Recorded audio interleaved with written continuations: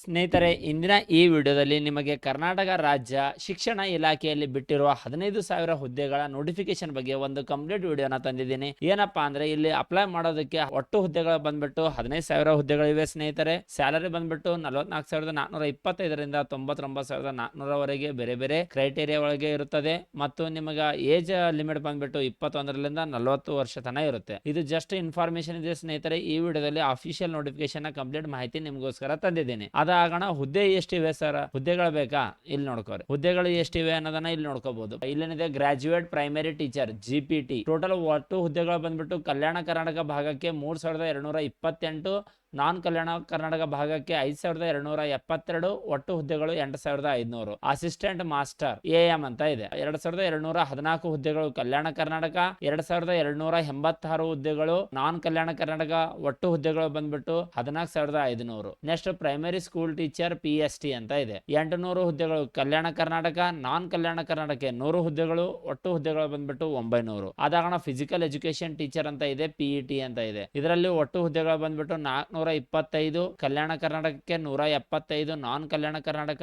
ಒಟ್ಟು ಹುದ್ದೆಗಳು 600. Next computer science teacher ಅಂತ ಇದೆ, CST ಅಂತ. ಇಲ್ಲಿ ಬಂದ್ಬಿಟ್ಟು 300 ಹುದ್ದೆಗಳು ಕಲ್ಯಾಣ ಕರ್ನಾಟಕ, 200 ಹುದ್ದೆಗಳು ನಾನ್ ಕಲ್ಯಾಣ ಕರ್ನಾಟಕ.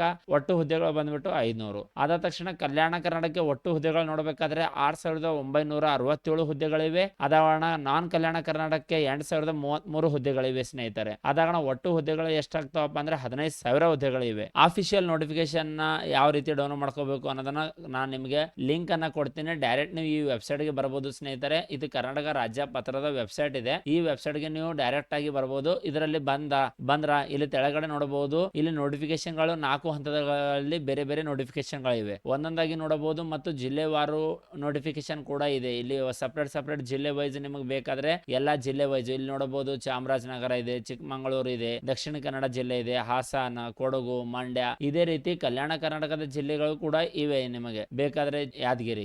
ಈ ರೀತಿ ಬೇರೆ ಬೇರೆ ಜಿಲ್ಲೆಗಳು ಕೂಡ ನಿಮಗೆ ರಾಜ್ಯದ ಎಲ್ಲಾ ಜಿಲ್ಲೆಗಳು ಕೂಡ ಸಿಗುತ್ತದೆ ಸ್ನೇಹಿತರೆ. ಇದರಲ್ಲಿ ಕಲಬುರಗಿ ಜಿಲ್ಲೆ ಇದೆ, ವಿಜಯನಗರ ಜಿಲ್ಲೆ ಇದೆ, ಬೆಳಗಾವಿ, ಎಲ್ಲಾ ಜಿಲ್ಲೆಗಳ ಬಗ್ಗೆ ಇದೆ. ಇನ್ನ ಕಂಪ್ಲೀಟ್ ನೋಟಿಫಿಕೇಶನ್ ನೋಡೋದಿದ್ರೆ ಇಲ್ಲಿ 4 ಹಂತಗಳಿವೆ. ಮೊದಲನೇದು ಬಂದ್ಬಿಟ್ಟು ಇಲ್ಲಿ ಕ್ಲಿಕ್ ಮಾಡಬೇಕು. ಈಗ 11 ಆಗಸ್ಟ್ ಅಂತ ಇದೆಯಲ್ಲ, ಕ್ಲಿಕ್ ಮಾಡಿ. ಇಲ್ಲಿ ಏನಿದೆ ನೋಡಿ ನೋಟಿಫಿಕೇಶನ್ ಅಲ್ಲಿ ವಿಶೇಷ ರಾಜ್ಯ ಪತ್ರಿಕೆ ಅಂತ ಇದೆ. ನೇಮಕಾತಿ ಏನಿದೆ ನೋಡ್ಕೋರಿ. ಶಾಲಾ ಶಿಕ್ಷಣ ಇಲಾಖೆ ಕರ್ನಾಟಕ ಸರ್ಕಾರ ಶಾಲಾ ಶಿಕ್ಷಣ ಇಲಾಖೆ ಆಯ್ಕೆ ನೇಮಕಾತಿ ಪ್ರಾಧಿಕಾರ ಜಿಲ್ಲಾ ಉಪನಿರ್ದೇಶಕರು ಆಡಳಿತ ಶಿಕ್ಷಣ ಇಲಾಖೆ ಕೋಲಾರ. ಇದು ಕೋಲಾರದ ಓಪನ್ ಆಗಿದೆ ಸ್ನೇಹಿತರೆ.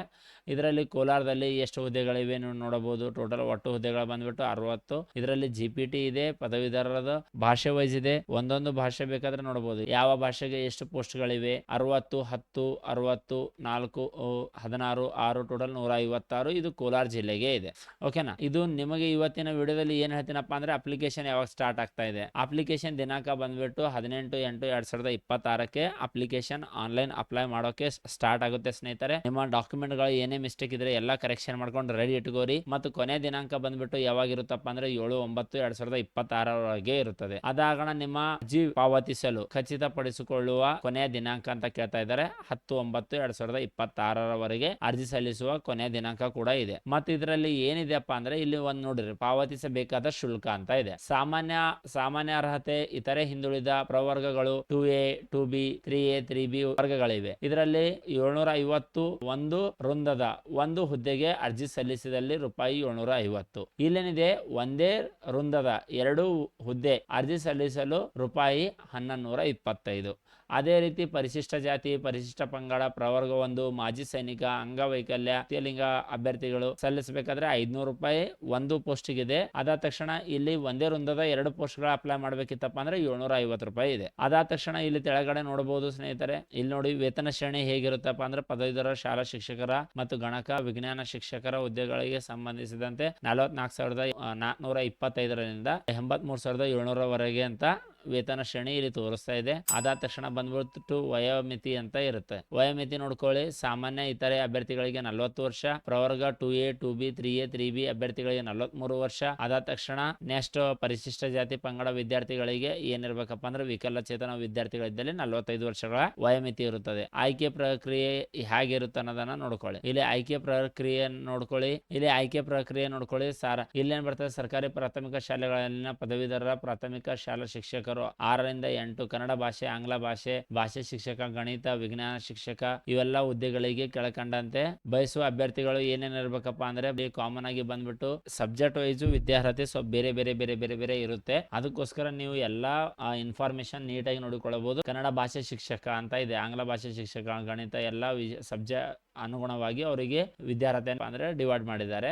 ಇದರ ಫಸ್ಟ್ ಆಫ್ ಆಲ್ ವಿದ್ಯಾರ್ಹತೆ ಬಂದ್ಬಿಟ್ಟು ಪದವಿಯಲ್ಲಿ 50% ಅಂತ ಹೇಳ್ತಾ ಇದ್ದಾರೆ. ಪದವಿ ಕನಿಷ್ಠ ಸರಾಸರಿ 50 ಅಂಕಗಳು. ಎಲಿಮೆಂಟರಿ ಶಿಕ್ಷಣದಲ್ಲಿ 2 ವರ್ಷ ಡಿಪ್ಲೊಮಾ ಇದ್ರೆ ಅದರಲ್ಲಿಯೂ ಕೂಡ ಇರಬೇಕಂತ ಹೇಳ್ತಾ ಇದ್ದಾರೆ. ಅಥವಾ ಪದವಿಯಲ್ಲಿ ಕನಿಷ್ಠ 50% ಅಥವಾ ಬ್ಯಾಚುಲರ್ ಆಫ್ ಎಜುಕೇಶನ್ ಪದವಿಯಲ್ಲಿ ಮತ್ತು ವಿಶೇಷ ಶಿಕ್ಷಣದಲ್ಲಿ ಪದವಿ ಕೂಡ ಇರಬೇಕು. ಅದಾಗಣ PUC ಯಲ್ಲಿ ಕನಿಷ್ಠ 50 ಅಂಕಗಳು ಮತ್ತು ಎಲಿಮೆಂಟರಿ ಶಿಕ್ಷಣ 4 ವರ್ಷಗಳ ಪದವಿ ಮತ್ತು ಶಿಕ್ಷಕರ ಶಿಕ್ಷಣದಲ್ಲಿ 4 ವರ್ಷಗಳ ಪದವಿ ಅಂತ ಇದೆ. ಅದೇ ರೀತಿ ಇಲ್ಲಿ ಸಬ್ಜೆಕ್ಟ್ ವೈಸ್ ಬೇರೆ ಬೇರೆ ಬೇರೆ ಬೇರೆ ಇದೆ ಸ್ನೇಹಿತರೆ, ಒಮ್ಮೆ ಕರೆಕ್ಟ್ ಆಗಿ ನೋಡ್ಕೊಳ್ಳಿ. ನಾ ಮತ್ತೆ ಇದು ಯಾಕಪ್ಪ ಅಂದ್ರೆ ಒಂದೊಂದು ಸಬ್ಜೆಕ್ಟ್ ಆಗಿ ಓದಕ್ ಆಗಲ್ಲ. ನಿಮಗೆ ಡಿಸ್ಕ್ರಿಪ್ಷನ್ ಅಲ್ಲಿ ಇದು ನೋಟಿಫಿಕೇಶನ್ ಗಳ ಲಿಂಕ್ ಇರುತ್ತೆ, ನೀವು ನಿಮ್ಮ ಜಿಲ್ಲೆಯ ನೋಟಿಫಿಕೇಶನ್ ಡೌನ್ಲೋಡ್ ಮಾಡಿಕೊಳ್ಳಬಹುದು. ಅದರ ಜೊತೆಗೆ ಇಲ್ಲಿ ಪರ್ಸೆಂಟೇಜ್ ಹೆಂಗಿದೆಪ್ಪ ಅಂದ್ರೆ ಸೆಲೆಕ್ಷನ್ ಪ್ರೊಸೆಸ್ ದಾಗ ಸ್ಪರ್ಧಾತ್ಮಕ ಪರೀಕ್ಷೆಯಲ್ಲಿ ಪಡೆದಿರುವ CET ಮಾರ್ಕ್ಸ್ ಎಷ್ಟು ಪರ್ಸೆಂಟೇಜ್ ಸೆಲೆಕ್ಟ್ ಮಾಡ್ತಾರಪ್ಪ ಅಂದ್ರೆ 70%. TET ಪರೀಕ್ಷೆಯಲ್ಲಿ ಪಡೆದ ಅಂಕಗಳು ಎಷ್ಟು ಸೆಲೆಕ್ಟ್ ಆಗ್ತಾವಪ್ಪ ಅಂದ್ರೆ 20% ಕನ್ಸಿಡರ್ ಆತಾವ. ಪದವಿ ಪರೀಕ್ಷೆಯಲ್ಲಿ ಪಡೆದ ಅಂಕಗಳು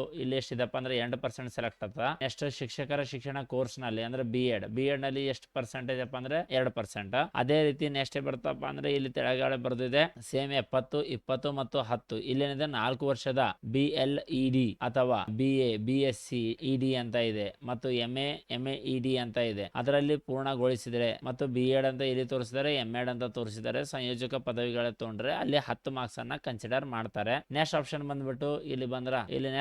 ಬಂದ್ಬಿಟ್ಟು ಇಲ್ಲಿ ನಿಮಗೆ ನಮೂನೆಗಳಿವೆ ಸ್ನೇಹಿತರೆ. ಅದಾದ ತಕ್ಷಣ ನಾನು ನಿಮಗೆ ಇಂಪಾರ್ಟೆಂಟ್ ಯಾವುದಿದೆ, ಪರೀಕ್ಷೆ ಡೇಟ್ ಯಾವಾಗಿರುತ್ತೆ ಏನ್ ಅನ್ನೋದನ್ನ ಹೇಳ್ತೇನೆ. ಇಲ್ಲಿ ಪರೀಕ್ಷೆ ಇಂಪಾರ್ಟೆಂಟ್ ಮಹತ್ವದ ಇನ್ಫಾರ್ಮೇಶನ್ ಬಂದ್ಬಿಟ್ಟು ಏನಿದೆಪ್ಪ ಅಂದ್ರೆ ಪರೀಕ್ಷಾ ಸ್ಪರ್ಧಾತ್ಮಕ ಪರೀಕ್ಷಾ ಕೇಂದ್ರ ಸ್ಪರ್ಧಾತ್ಮಕ ಪರೀಕ್ಷೆಗಳನ್ನು ಪರೀಕ್ಷಾ ಪ್ರಾಧಿಕಾರವು ನಿಗದಿಪಡಿಸುವ ಆಯಾ ಜಿಲ್ಲೆಯ ವ್ಯಾಪ್ತಿಯಲ್ಲಿ ಸ್ಥಳದಲ್ಲಿ ನಡೆಸಲಾಗುವುದು. ಮತ್ತು ಸ್ಪರ್ಧಾತ್ಮಕ ಪರೀಕ್ಷೆ ವಿವರ, ಪರೀಕ್ಷೆ ಹೆಸರು ಸರ್ಕಾರಿ ಪ್ರಾಥಮಿಕ ಶಾಲೆ ಪದವೀಧರ ಪ್ರಾಥಮಿಕ ಶಾಲಾ ಶಿಕ್ಷಕರ 6 ರಿಂದ 8ನೇ ತರಗತಿ ಗಣಕ ವಿಜ್ಞಾನ CST ಶಿಕ್ಷಕರು 1 ರಿಂದ 8ರ ನೇಮಕಾತಿ ಪರೀಕ್ಷೆ ಅಂತ ಇದೆ. ಇಲ್ಲಿ ಜಿಲ್ಲಾ ಮಟ್ಟದ ಪರೀಕ್ಷೆ ಸ್ಪರ್ಧಾತ್ಮಕ ಪರೀಕ್ಷೆ ರಾಜ್ಯಾದ್ಯಂತ ಕೆಳಗಿನ ವೇಳಾಪಟ್ಟಿಯಂತೆ ನಡೆಸಲಾಗುವುದು. ಈಗ ನೋಡ್ಕೋರಿ, ಫಸ್ಟ್ 8-10-2026 ಎಕ್ಸಾಮ್ ಸ್ಟಾರ್ಟ್ ಅಥವಾ 10 ರಿಂದ 12 ಗಂಟೆಗೆ ಪತ್ರಿಕೆ ಒಂದಿರುತ್ತೆ ಸಾಮಾನ್ಯ. ಅದಾಗಣ 2 ರಿಂದ 4:30 2:30 ರಿಂದ 4:30 ಪತ್ರಿಕೆ 2 ಗಣಕ ವಿಜ್ಞಾನ. ನೆಕ್ಸ್ಟ್ 9ನೇ ತಾರೀಕು 10 ರಿಂದ ಸೇಮ್ 10 ಗಂಟೆಯಿಂದ 12 ಗಂಟೆವರೆಗೆ ಸಮಾಜ ವಿಜ್ಞಾನ ಮತ್ತು ಪ್ರಶ್ನೆ ಪತ್ರಿಕೆ 2 ಅಂದ್ರೆ ಜೀವ ವಿಜ್ಞಾನ ಅಂತ